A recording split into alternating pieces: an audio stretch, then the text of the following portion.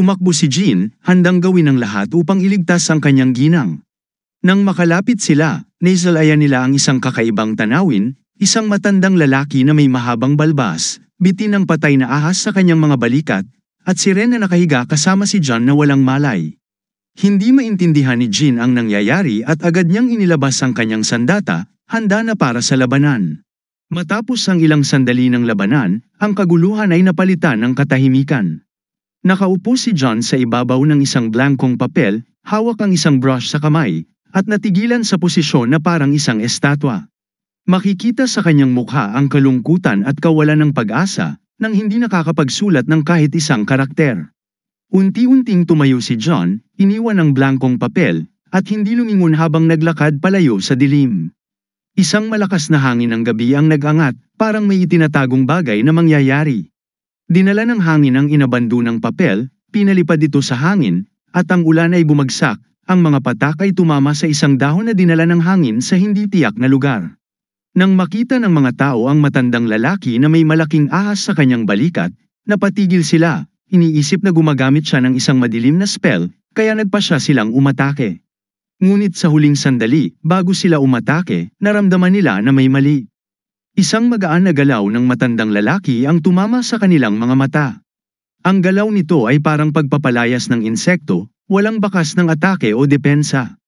Walang mandirigma na may kaalaman sa martial arts ang magtutulungan sa ganitong paraan. Napagtanto ni Jean ang kanyang pagkakamali at tumigil sa atake. Ikinwento niya ito sa pinuno ng alyansa, na tiyak na tumigil si Jean sa tamang oras, ngunit nag-alinlangan siya sa iba. Nang maglaon, ipinaliwanag ni Jean na iba ang nangyari, isang galaw ng wrist ng matanda ang nagpalipad sa kanilang lahat ng isang malakas na hangin. Hindi ito isang masama o agresibong lakas, ngunit malakas ito at nakapinsala sa lahat maliban kay Jean. Naunawaan ng pinuno ng alyansa na ito ay isang kakaibang teknik na nangangailangan ng mataas na kasanayan, gamit ang yin o yang palm. Ang lakas ay kumakalat ng iba't ibang paraan, at ang kamao o likod ng kamay ay gumagana ng iba. Upang magamit ang ganitong lakas sa isang magaan na galaw, kinakailangan ng pagiging isang bihasang craftsman. Wala pang nakikitang armas ang matanda, ngunit hindi na ito kailangang panghawakan. Pagkatapos ng mabilis na galaw ni Jean, nakita niya ang matanda na pinapalunok ang dugo ng ahas sa bibig ng bata. Nabaling ang pansin ni Jean sa loob ng isang sandali, at sa pagkakataong yun, nakapagdala na ang matanda ng malaking ahas at nagsimulang magkuha ng dugo mula rito. Naunawaan ni Jean na ang matanda ay sinusubukang neutralisahin ang lason mula sa ahas, at tila ang batang babae ay nasaktan habang pinoprotektahan si Mistress Ren. Nang makita ang kabuuang sitwasyon, humingi siya ng tawad at nagmakaawa na sana ay mapatawad siya. Ipinangako niyang gagawin ang lahat ng makakaya upang gamutin sila. Ngunit ang matandang lalaki ay tahimik na humarap at umalis, walang sinabi. Sa susunod na sandali, parang naglaho siya sa hangin. Sinubukan ni Ren na habulin siya ngunit hindi ito naabot. Tumayo siya, sumisigaw ng pangalan ni John, ngunit walang sagot na dumating. Ang mga luha ay damaloy mula sa kanyang mga mata, punong-puno ng sakit at kawalan ng pag-asa. Lumuhad si Ren at nagsimulang umiyak ng malakas, naramdaman niyang nasasakal siya sa kapangyarihan ng kawalan ng magagawa. Naunawaan ng pinuno ng alyansa na kung susundan ni Jean at ng mga tao ang matandang lalaki, magiging mas masahol pa ang sitwasyon. Lumabas na ang matanda ay guro ni John, at ang hindi paggalang sa kanya ay isang malaking pagkakamali. Inamin ng pinuno na ngayon ay may utang sila sa matanda at sa kanyang alagad. Nagpasya siyang ipakita ang pasasalamat sa pamamagitan ng pagpapadala ng doktor o hilang elixir kung papayag ang matanda. Sigurado siyang may malapit na tirahan ang matanda dahil mahirap gumalaw ng ganoon kabilis na may malaking ahas sa balikat, isang pambihirang bilis ng palm at fist techniques. Ang bilis at eksaktong galaw ay nagpapahiwatig na ito ay isang unang klaseng guro. Ang pinuno ay inisip na ang batang babae na nagsanay kasama ang matandang lalaki ay hindi maaaring magtrabaho sa bar para sa pera o alak. Higit na malamang, siya ay nangangalap ng impormasyon at nagkakaroon ng karanasan. Inanalisa ng pinuno ng alyansa ang sitwasyon at sumang-ayon si Jean sa kanyang mga conclusion. Ngunit nang maalala ni JYN ang matandang lalaki, naramdaman niyang hindi ganoon kasimple ang lahat. Gayunpaman, hindi niya ipinaliwanag ang kanyang pagdududa sa kanyang guro at piniling itago na lamang ito. Para sa namatay na tagapagbantay, inutusan ng pinuno na magbigay ng kompensasyon sa kanyang pamilya. Naiisip ang kanyang anak na babae, hindi niya maisip kung paano magkakaroon ng ganoon karaming luha mula sa maliit na katawan. Napakalakas ng iyak nito hanggang sa tuluyan na siyang mawala ng malay dahil sa sobrang pagod. Natatakot ang pinuno na kapag siya'y nagising, mapupuno na naman ng luha ang kanyang mukha. Kahit sa kanyang silid, umiiyak pa rin siya habang nakatingin sa ibon na nagpapaalala sa kanya ng pagkawala. Ang epekto ng trahedya ay nagbasag sa pugad, at tanging isang sisiw ang nakaligtas. Sinubukan niyang iligtas ito at maingat na inilagay sa isang hawla. Sa loob ng hawla, naroon ang isang kahoy na pigurin na ibinigay sa kanya ni Yunbi. Ang pagtingin sa piguring ito ay nagpapaalala sa kanya ng mukha niyon na puno ng dugo. Sinisisi niya ang sarili para sa lahat. Lalong lumakas ang kanyang pag-iyak, hindi niya mapigilan ang sarili. Sa oras na ito, nagkaroon si John ng panaginip kung saan sinisigawan siya ng kanyang guro, tinatawag siyang Hangal. Sa kanyang panaginip, naiinis siya na kahit nasa bingit na siya ng kamatayan, sinisermonan pa rin siya ng kanyang guro. Ngunit dito niya natutunan ang mahalagang aral, siguraduhing patay na talaga ang kalaban. Sa panaginip, narinig niya ulit ang mga salita ng kanyang guro, "Ikaw na walang utang na loob, marami ka pang trabahong dapat gawin. Kung hindi ka makakahanap ng trabaho, hahabulin kita kahit sa ibang mundo at paiiyakin kita." Sa panaginip, nakita ni John ang kanyang sarili na may dalang bag na tila papunta sa ibang mundo. Pero hindi humuhupa ang boses ng kanyang guro, "Pagtatrabahuin kita ng 100,000 taon. At kung matutulog ka pa ng mas matagal, magdadagdag ako ng 30,000 taon sa bawat 5 minuto, at doble ang hirap ng trabaho mo." Sa sandaling yon, isang sinag ng liwanag ang tumagos sa kanyang ulo, dahilan upang magising siya mula sa panaginip. Nakahiga sa kama, dahan-dahan niyang iminulat ang kanyang mga mata at narinig ang pamilyar na boses ng kanyang guro, "Gising ka na, Hangal." Sa wakas, naghintay ang guro na magkamalay siyan. Bumagsak ang malaking ahas na parang nabagsak sa lupa, nag-iiwan ng ulap ng alikabok. Sa puntong yun, dumating ang guro sa bahay, bitbit si John sa kanyang balikat. "Gising ka na, Hangal na tupa," reklamo niya habang sinusubukang gisingin ito mula sa pagkakatulog. Hindi niya maaaring hayaan na mamatay ng ganoon kadali ang kanyang estudyante. Dinala niya ito sa bahay at mabilis na naglagay ng mga halamang gamot sa sugat. Habang ginagamot si John, naalala ng guro kung paano siya laging nakakatawa. Malamang na sumisigaw na siya ngayon ng, "Iligtas niyo ako. Paano niyo magagawang saktan ng ganito kagwapong tao?" Pero sa pagkakataong ito, tanging nakakaawang katahimikan ang naroon. "Ikaw na walang utang na loob, hindi ka mamamatay nang wala kong pahintulot. Marami ka pang trabaho." Ang mga salita ng guro ay matalim, ngunit may lungkot sa kanyang mga mata. Labis siyang nalungkot sa nangyari sa kanyang estudyante. Nakahiga pa rin si John nang walang malay, at paulit-ulit na pumapasok ang guro sa silid, umaasang magising na ito. "Sino na ang mag-aalaga sa akin? Bumangon ka na at maghanap ng pera." Sa wakas, lumamig na ang gamot at handa ng gamitin. Maingat na iniangat ng guro ang ulo ng binata at sinimulang ipainom ang gamot. Ang tanging narinig niya bilang tugon ay ang mahina, marupok na paghinga ni John. Pilit niyang ginagawa ang lahat upang maibalik si John sa kanyang ulirat. Hinayla pa niya ang pisngi nito habang pabulong na nagbibigay ng utos, "Gumising ka na. Kung mamatay ka, hahanapin kita kahit sa kabilang buhay," galit niyang sabi. Sa mga salitang yon, sa wakas ay dumilat ang mga mata ng maliit na paslit. Ang unang nakita niya ay ang kanyang mentor na nakatayo sa harap niya. Tila kahit sa impyerno, kailangan pa rin niyang maglingkod sa desperadong guro. Agad siyang binigyan ng mentor ng kurot sa noo para magising ng tuluyan. "Hindi kita hahayaan mamatay nang wala kong pahintulot," iritadong sabi nito. Hindi maramdaman ni John ang kanyang katawan, ngunit iginigiit ng guro na bumangon siya. Nang tumanggi ang bata, itinaas ng guro ang kanyang kamao bilang babala. Sa kabila ng lahat, milagrosong naramdaman muli ni John ang kanyang katawan, bagamat hindi siya makapaniwala. Ngunit mabilis ding naglaho ang tuwa, ang sakit ay para bang pinupunit ang buo niyang katawan. "Bumangon ka, utos ng mentor. May ibibigay ako sa iyo." Naglabas siya ng gamot na mas mukhang lason kaysa lunas. Ngunit kailangan itong inumin habang hindi pa ito lumalamig. Sinasabi nila na ang gamot ay laging mapait, ngunit nang maamoy ito ni John, napagtanto niyang ang potion na ito ay maaaring magligtas sa kanya o tuluyang pumatay sa kanya.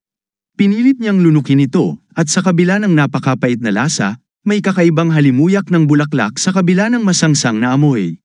Nanginig siya sa sobrang sama ng lasa. Sa kabila ng kanyang takot, napansin niyang may kakaibang kaliskis ng ahas sa loob ng potion. Ipinaliwanag ng guro na dapat magpasalamat si John na naroon ang ahas. Walang lunas sa kagat ng white snake, sabi ng guro. Ang tanging paraan para pabagalin ang lason ay ang pag-inom agad ng dugo ng ahas pagkatapos ng kagat, at sa loob ng 3 araw at 3 gabi, kailangan mong uminom ng gamot mula sa puso at kaliskis nito. Pagkatapos niyan, kailangan mong magnilay-nilay ng kalahating buwan upang lubusang maalis ang lason sa iyong katawan. Habang tinatanggal ang restraining bracelets at nilalagay ang sarili sa panganib na masira ang katawan, binatikos siya ng guro. Ang mga salitang iyon ay sapat upang durugin ang sinuman. Ngunit sa kabila ng sakit at paninisi, nais ni John itanong ang bagay na labis niyang iniisip. Ano ang nangyari sa babaeng kasama ko? Tanong niya. Hindi alam ng guro ang sagot o baka nagkukunwari lamang. Ang tanging sinabi nito ay malamang na dinala siya ng mga tagapagbantay. Nasaktan ba siya? Tanong muli ni John. Ang pag-aalala niya para sa babae ay nagbigay sa guro ng ideya na si John ay nasa edad na kung kailan nais ng isang tao na magpakitang gilas. Bagamat sa tingin niya ay isa pa ring mahina si John, bigla itong nagsimulang umubo. Sinabi ng guro na nang huli niyang makita ang babae, siya ay buo pa at sumisigaw ng mistress. Ngunit para sa mistress, napakarami niyang iniiyak. Dinala ng matandang lalaki ang mga labi ng ahas pauwi. Plano niyang hatiin at ibenta ang mga ito. Malaki at bihira ang ahas, kaya't maaaring makakuha ng malaking halaga mula rito. Naiinis siya na kinailangan niyang gamitin ang mahalagang puso ng ahas para sa gamot, bagamat ito rin ay mahalaga. Sinabi ni John na sa loob ng ahas na yun ay may tao. Nang marinig ito, napagtanto ng matandang lalaki na kilala na ni John ang mga taong yun bago pa ang labanan. Hindi mo-ari ni John kung sino ang tinutukoy ng guro, sapagkat nang may malay siya, si Ren lamang ang naroon. Samantala, katahimikan ng bumalat sa bahay ni Ren. Ang ibon ay nakaupo na sa hawla at tahimik na umiinom ng tubig. Sa kama sa tabi niya, nakahiga ang isang ukit na pigurin ng ibon, isang regalo mula kay Yuni. Pinahihirapan si Ren ng kanyang mga iniisip. Tanging isang bagay lamang ang nais niya, ang matapos na ang lahat ng bangungot na ito. Naalala niya ang payo ni John, linisin mo ang paligid mo at itira lamang ang mabubuting tao. Ngunit hindi niya alam kung paano ito gagawin. Para sa kanya, parang wala pang ganitong nangyari sa buhay niya. Gayunpaman, naalala niya kung paano si Yan B ay hindi kailanman sumuko. Lumaban siya kahit nakakatakot at nagpatuloy sa pagsasanay kahit tinatamad. Inihambing ni Ren ang sarili kay Yan B at napagtanto niyang siya rin ay nakikipaglaban sa kabila ng lahat. Sa sandaling yun, matibay niyang napagpasyahang hindi na siya uupo at iiyak. Panahon na para kumilos. Bigla, isang sinag ng liwanag ang dumaan sa bintana ng kanyang silid. Hindi nagtagal, nakatayo na siya sa harap ng kanyang ama sa opisina nito, pilit niyang ipinaliwanag ang kanyang nais. Gulat na gulat, tinanong siya ng ama na ulitin ang sinabi niya. Gusto kong matutong lumaban. Pakiusap, ipadala mo ako sa lugar kung saan magiging pinakamalakas ako. Ang mga salitang ito ay tumama ng matindi sa ama na para bang bumagsak siya sa lupa. Si Jean, na nasa labas ng opisina, narinig ang sigaw ng kanyang amo sa gulat sa desisyon ng anak na babae. Handa siyang puksain ng sinumang magpahiya sa kanyang mahal na dalaga. Ngunit may ibang naiisip si Ren. Nang magsimula siyang magsalita, napatigil ang ama sa pananabik na marinig ang kanyang sasabihin. Hindi ko man lang kayang protektahan ang sarili ko, sambit ni Ren habang pinipigilang maiyak. Pakiramdam niya ay nagkasala siya dahil wala siyang nagawa kundi manood habang ang iba ay namamatay o nagiging baldado para sa kanyang kapakanan. Pagod na akong maging mahina, isang iyakin, dagdag pa niya habang diretso ang tingin sa kanyang ama. Nakita ng ama ang dugo sa kamay ng anak at, sa kawalan ng magawa, pinunit ang kanyang damit at ginamit iyon bilang benda. Habang binabalutan ang kamay nito, hindi niya alam kung paano itutuloy ang mahirap na usapan. Ipinaliwanag niya na hindi dapat umalis si Ren. Nagmakaawa siyang manatili ang anak at nangako siyang ituturo ang lahat ng alam niya tungkol sa sining ng pakikipaglaban. Ngunit ang sagot ng anak ay lalo pang nagpatindi ng kanyang pagkabigla. Hindi, ama, parang kidlat na tumama sa kanya ang mga salitang yun. Matapos ang ilang sandali, palakad-lakad siyang nagmuni-muni sa lansangan, puno ng lungkot. Si Jean, na sumunod sa kanya, napansin ang tahimik nitong pag-iisip. Bigla siyang huminto at nagsalita kay Jean. Alam mo ba kung ano ang ibig sabihin ng salitang hindi? Sinabi niya ito sa akin sa unang pagkakataon. At hindi niya ako tinawag na ama, kundi father. Naintindihan ni Jean na ito ay isang seryosong problema. Kapag tinatawag ng isang anak ang kanilang ama bilang father, nangangahulugan ito na may mas malalim silang pangangailangan bukod sa pag-aaruga. Sinubukan ni Jean na magbigay ng suporta at sinabi, panahon na para tanggapin ang kanyang paglaki. Sa paningin mo, isa pa rin siyang bata, ngunit dumating na ang oras para palayain siya. Nagmakaawa ang Jeannie na basbasa ng ama ang kanyang anak sa daan patungo sa pagtanda, kahit na ito'y mapanganib. Naalala ng ama ang sinabi ng anak, ang suporta ay magpapaiyak lamang sa kanya. Kailangan niya ng lugar kung saan matututo siyang ipagtanggol ang sarili at maging malakas. Bagamat mahirap tanggapin bilang magulang, napagtanto niya na hindi maiiwasan ang kanyang desisyon. Sabi ni Jean, ang apoy ay langit at ang kagubatan ng mga espada ay ang mundo. Kaya dapat mo siyang turuang lumipad na parang isang phoenix upang malampasan ang apoy at mga espada ng malupit na mundong ito. Habang lumalaki ang mga anak, nagbabago rin ang mga magulang. Siya ay lumaki at tumigil na siyang tawaging ama, tinawag siyang father. Ang paliwanag ni Jean ay parehong masakit at kaaya-aya para sa ama. Napagtanto niyang siya ay tumatanda na. Nang tanungin niya si Jean kung ano ang tawag ng mga anak nito sa kanya, sumagot si Jean, simula noong nakaraang taon, tinatawag na nila akong father, at sinabi nilang sapat na ang kanilang edad para magkaroon ng sariling mga espada. Ngunit hindi ko pa sila bibigyan ng armas. Nangako ako na palalayain ko lamang ang mga espada kung hindi ko na kayang buhatin ang mga ito ng sabay. Biglang dumating ang isa pang tagapagbantay dala ang isang ulat. Tungkol kay Yun, ayon sa mensaheng dinala ng kalapati, natagpuan nila ang bahay niya matapos maghanap sa gilid ng lungsod isang oras ang nakalipas. May mga taong nagtatago sa mga palumpong at nagmamasid sa lugar. Ang mga bakas sa lupa ay nagpapakita na may isang malaking bagay na hinayla patungo roon, walang duda, ito ay isang ahas. Nagpadala sila ng kalapati upang ipaalam sa lahat, ngunit inutusan ng mga unang tumugon na bumalik.